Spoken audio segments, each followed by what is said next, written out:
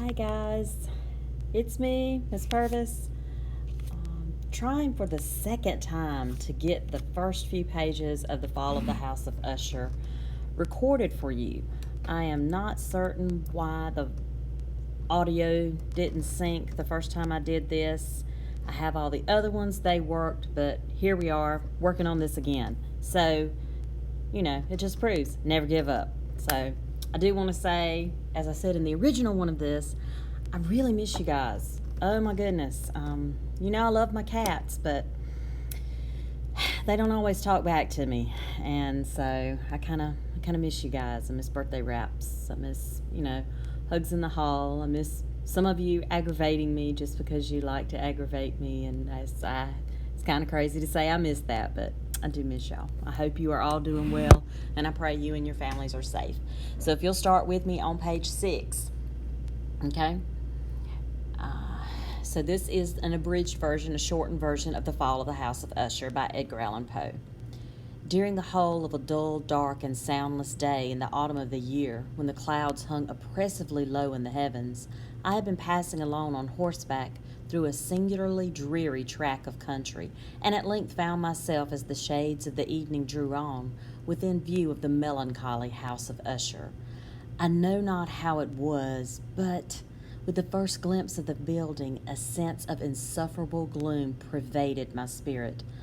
I say insufferable, for the feeling was unrelieved by any of that half pleasurable, because poetic sentiment with which the mind usually receives even the sternest natural images of the desolate or terrible. I looked upon the scene before me, upon the mere house and the simple landscape features of the domain, upon the bleak walls, upon the vacant eye-like windows, upon a few rank sedges, and upon a few white trunks of decayed trees, with an utter depression of soul which I can compare to no earthly sensation more properly than the after-dream of a reveler upon opium, the bitter lapse into everyday life, the hideous dropping of the veil. Okay, I want to stop right there. If you look over on your left, you have this section that says word choice. And remember, word choice is diction. So the word choice of the author. I want you to think about in this, what mood does Poe create with these words where he uses the dull, dark, soundless day.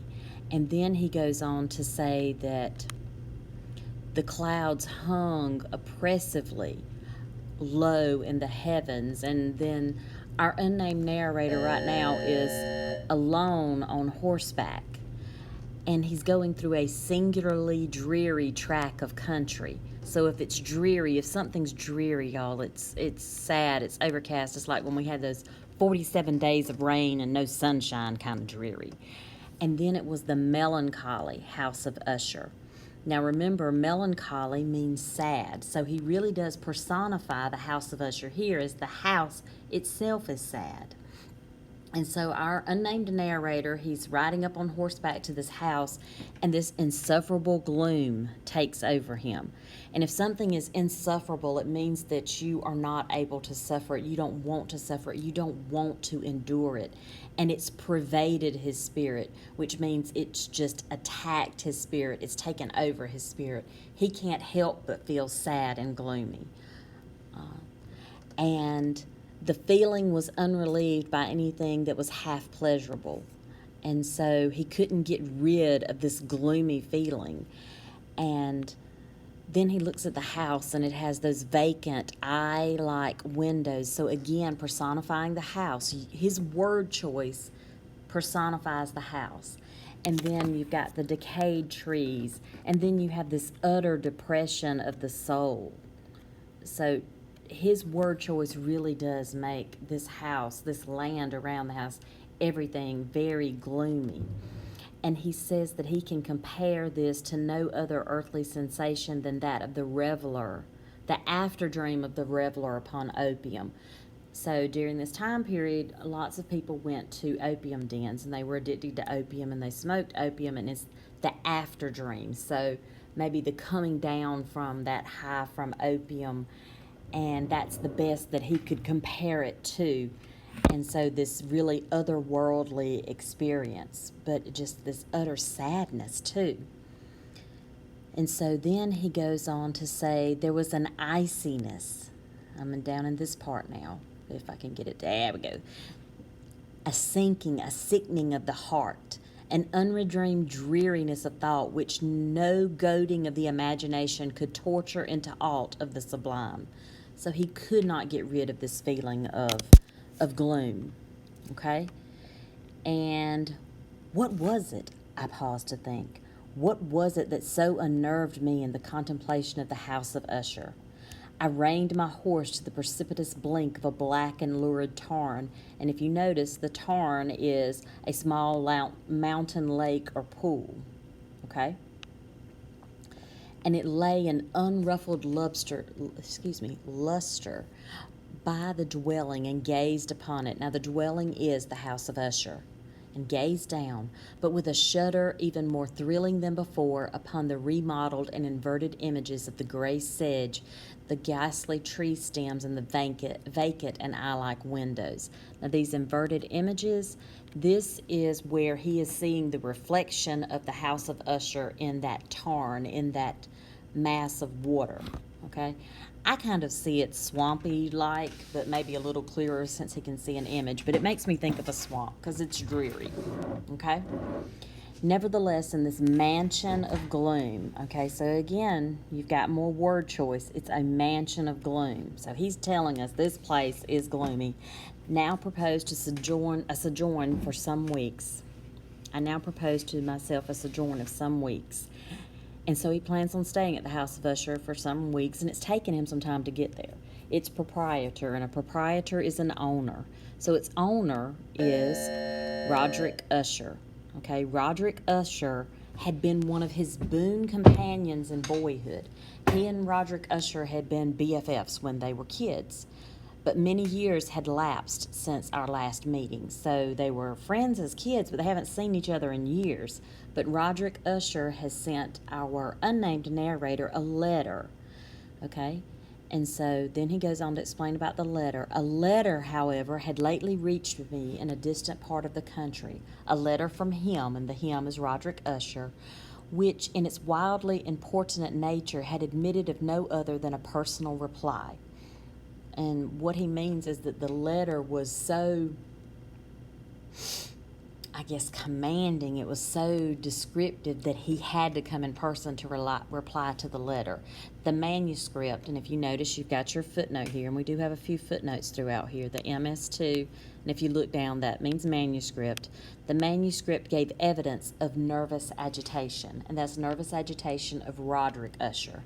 The writer spoke of acute bodily illness, of a mental disorder which oppressed him. Okay, and so now we know a little bit about Roderick Usher. Roderick Usher tells him that he has a mental disorder that oppresses him, okay, that has affected him, and of an earnest desire to see me as his best and indeed his only personal friend, with a view of attempting by the cheerfulness of my society some alleviation of his malady. So Roderick Usher tells him that he has this mental disorder that is causing him pain and sadness, and that he believes that having his friend, his only personal friend, the unnamed narrator, come to visit him will actually help alleviate some of his sickness. Now, I just want you to think about this. They haven't seen each other since they were boys, and he calls the unnamed narrator his only personal friend. So why does Roderick Usher have no other friends? Things that make you go, All right, and a malady is a sickness or an illness. All right, and he goes on to say in this paragraph that starts, although as boys we had been even intimate associates, yet I really knew little of my friend. Now, when he says intimate associates, it's just for that time period the way of saying that they were best friends. When they were kids, they did everything together, but now he knows little of Roderick Usher. They haven't seen each other in years, since they were boys. His reserve had always been excessive and habitual. I was aware, however, that his very ancient family had been noted time out of mind for a peculiar sensibility of temperament. displaying itself through long ages in many works of exalted art and manifested of late in the repeated deeds of munificent yet unobtrusive charity, as well as in a passionate devotion to the intricacies, perhaps even more than to the orthodox and easily recognizable beauties of musical science. I had learned, too, the very remarkable fact that the stem of the Usher race, all time honored as it was, had put forth at no period any enduring branch. In other words, the entire family lay in a direct line of descent and had always. I'm going to stop there, even though it's not the end of a sentence. I want to explain some in this last paragraph. So, Roderick's family had always been known for being a little peculiar, a little eclectic. They loved art, they loved music, and they were very talented in those areas.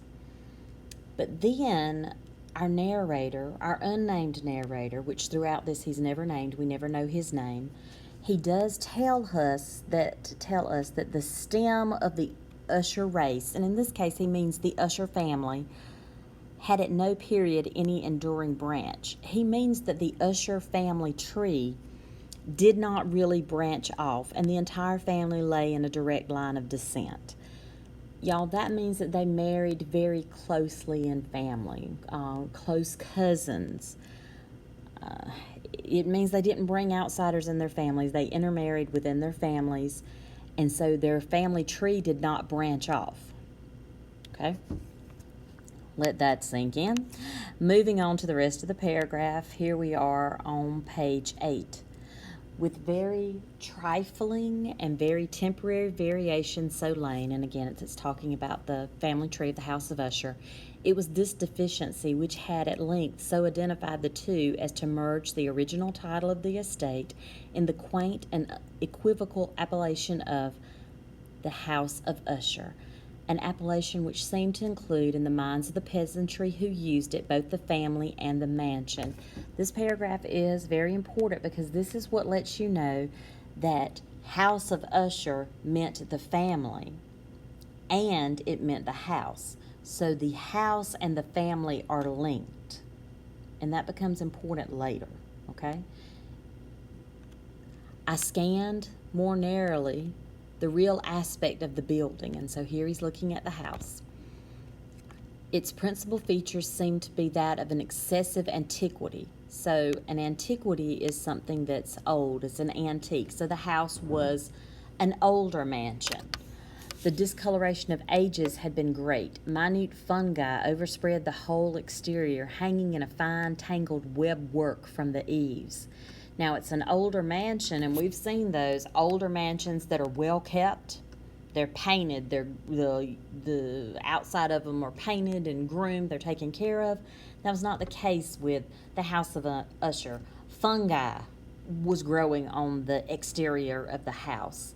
And so the house, even though it was ancient and it was a mansion, it was not well taken care of. He even goes on to say, yet this was apart from any extraordinary dilapidation. And remember, if something is dilapidated, it means that it's not taken care of, it's falling apart. No portion of the masonry had fallen. Okay, so that is good news. The house has not fallen apart yet, and there appeared to be wild inconsistencies between its still perfect adaptation of parts and the crumbling condition of the individual stones. So some areas looked like it was falling apart, some areas looked great. In this, there was much that reminded me of the specious totality of old woodwork which has rotted for long years in some neglected vault, with no disturbance for the breath of the external air. Beyond this indication of extensive decay, however, the fabric gave little token of instability. He's saying that the house, even though it's decayed and it's not been well taken care of, it looks like it's still stable, looks like the foundation's still good. Perhaps the eye of a scrutinizing observer might have discovered a barely perceptible fissure which, extending from the roof of the building in front, made its way down the wall in a zigzag direction until it became lost in the sullen waters of the tarn. Now, he does tell us this fissure, a fissure is a crack, okay? So there is actually a crack in the House of Usher, a small one, that runs from the top from the roof all the way down to the foundation. That becomes important later. All right, we'll start with a paragraph that's got the number 5 beside it. Upon my entrance, Usher rose from a sofa on which he had been lying at full length and greeted me with a vivacious warmth which had much in it, I at first thought, of an overdone cordiality, of the constrained effort of the man of the world. So at first he thinks that Usher greets him too warmly, too kindly, that Usher's being fake. Because remember, they haven't seen each other in a long time. But then he says, at glance, however, at his countenance convinced me of his perfect sincerity. So then he says, okay, actually he really is really glad to see me. We sat down, and for some moments while he spoke not, I gazed upon him with a feeling of half pity, half of awe. Surely man had never been so terribly altered in so brief a period as had Roderick Usher. Now, if he's been terribly altered, y'all, that's word choice. Terribly altered means that Roderick Usher has changed in his appearance for the worst. If he had been beautifully altered, then we would assume that that had a positive connotation, that he was looking better, but Roderick is looking worse. It was with difficulty that I could bring myself to admit to the identity of the Wayne being before me with the companion of my early boyhood. The now ghastly pallor of his skin, so he had very pale skin, and the now miraculous luster of the eye, above all things, startled and even awed me. So the changes in Roderick Usher startled him. The silkened hair, too, had been suffered to grow all unheeded, and as in its wild gossamer texture it floated rather than fell about his face. I could not, even with effort, connect this arabesque expression with any idea of simple humanity. So Roderick Usher, his skin is extremely pale. His hair is so thin that it kind of floats around his face. A gossamer is like a gown, and it's a very thin, gauzy gown, like one that you can see through the material. So Roderick Usher's his whole outward appearance had changed, and it had changed for the worst. All right, make sure you look at these questions. Remember, we have met 2 characters so far, and that would be our unnamed narrator, who tells the story from his point of view, and Roderick Usher. Okay? Those are the only 2 that we've met so far. All right, y'all take care of yourself, and I will record more later.